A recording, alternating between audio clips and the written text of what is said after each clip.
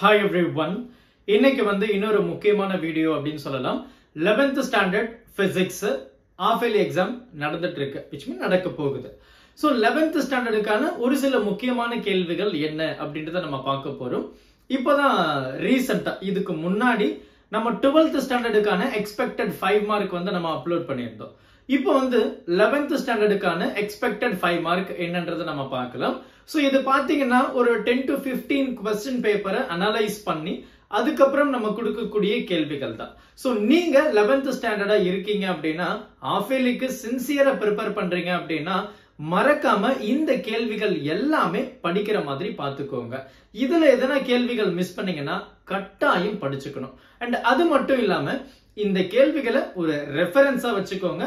இது மட்டும் படிச்சுட்டு போகாம which mean இது மட்டும் படிச்சுட்டு போற மாதிரி வேண்டாம். மத்த கேள்விகளுக்கும் இம்பார்ட்டன்ஸ் கொடுங்க.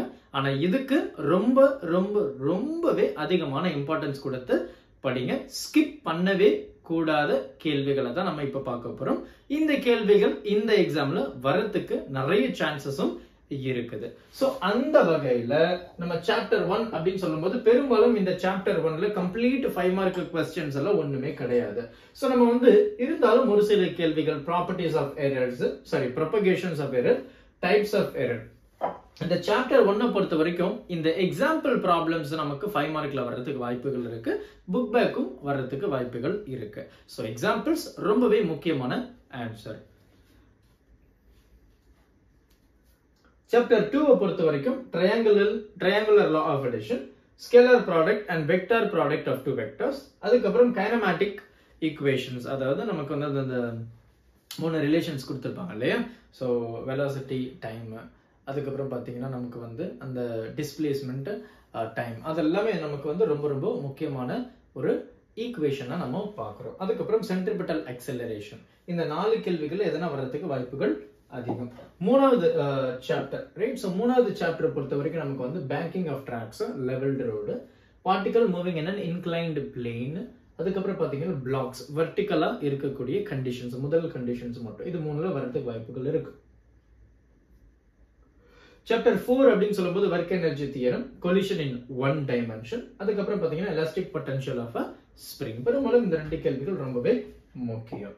அடுத்து 5வது சாப்டர். சோ 5வது சாப்டரை பொறுத்த வரைக்கும் பாத்தீங்கன்னா parallel axis theorem, perpendicular axis theorem, moment of inertia வந்து ரிங், டிஸ்க், அதுக்கப்புறம் ராட், அதுக்கப்புறம் பெண்டிங் ஆஃப் சைக்கிளிஸ்ட் என்ன கர்வ். சோ முதல் முக்கியமான 5 மார்க் என்னன்னா பெண்டிங் ஆஃப் சைக்கிளிஸ்ட் என்ன கர்வ், parallel, அதுக்கப்புறம் perpendicular, followed by ring, disc and rod அப்படின்னு சொல்லலாம். அடுத்து பாத்தீங்கன்னா சாப்டர் 6 பொறுத்த வரைக்கும் கிராவிடேஷன்ல எஸ்கேப், அதுக்கப்புறம் ஆல்டிடியூட், டெப்த், லாட்டிடியூட். இதுல நமக்கு 3 மார்க்கும் கேட்கறதுக்கு வாய்ப்புகள் இருக்கு. சோ நான் கண்டிப்பா படிக்க வேண்டிய ஒரு சாப்டர் அப்படின்னு சொல்லலாம்.